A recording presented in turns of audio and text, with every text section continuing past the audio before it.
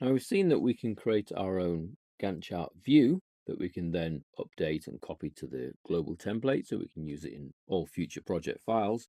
Well as being able to create a Gantt chart view, and usually as well as creating a Gantt chart view, you'd want to create a custom table.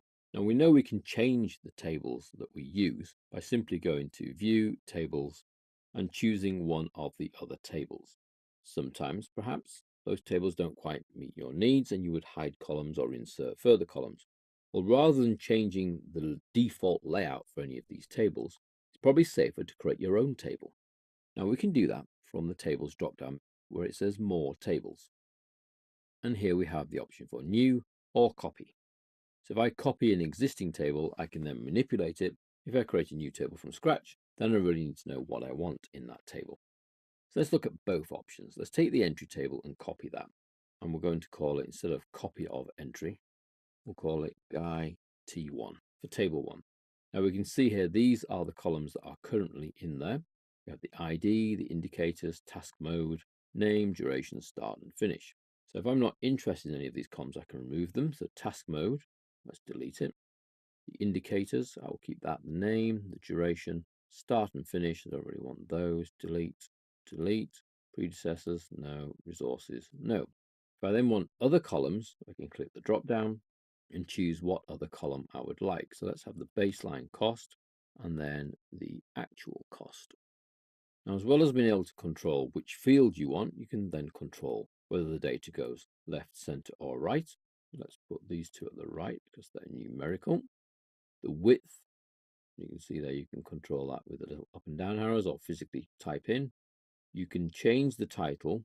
Now, at the moment, your heading for each column is actually the field name. If the field name isn't quite what you're after, so for example, there where it says name, the title becomes task name, you can add your own task name. If the task name remains blank, it uses the field name.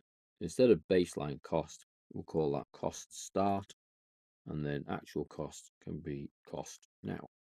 Align the title in the center, fine. These are all left aligned titles.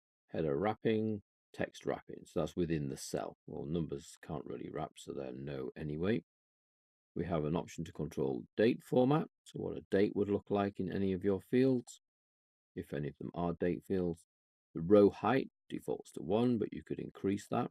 Lock the first column in place. Auto adjust header row heights, so the header rows, if the name, for example, of the title's quite long and needs to wrap, it will adjust it itself and show add new column interface so people can add their own columns.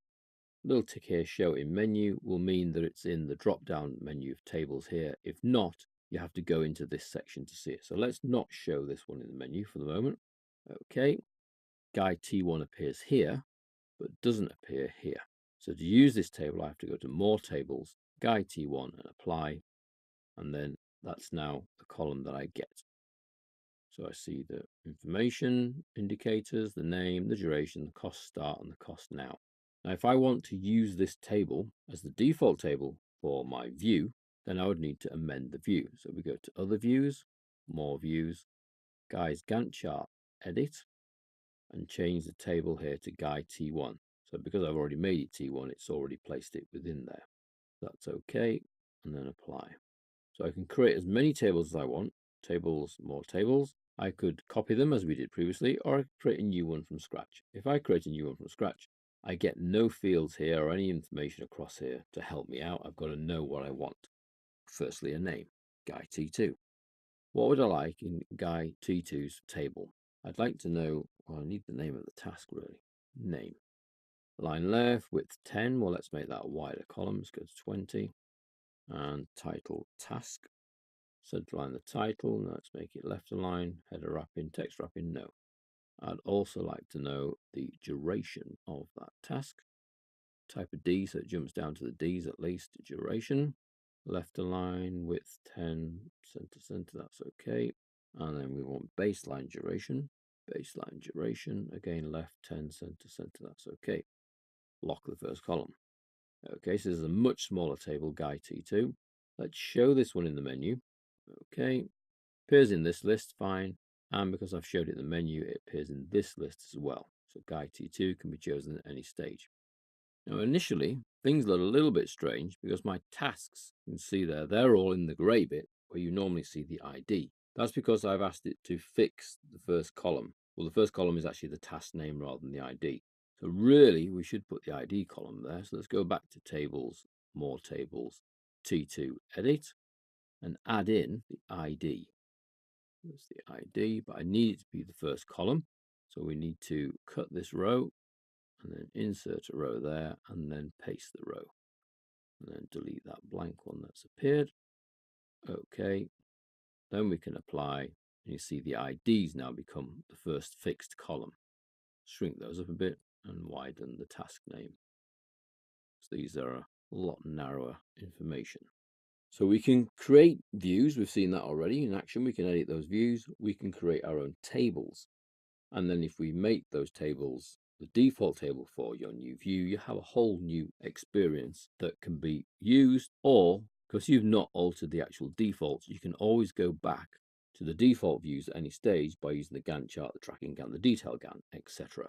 So by making your own view and your own tables, you keep the originals in place at any point that you might need to go back to those. Perhaps someone using your machine who's not familiar with your customized views and your customized tables.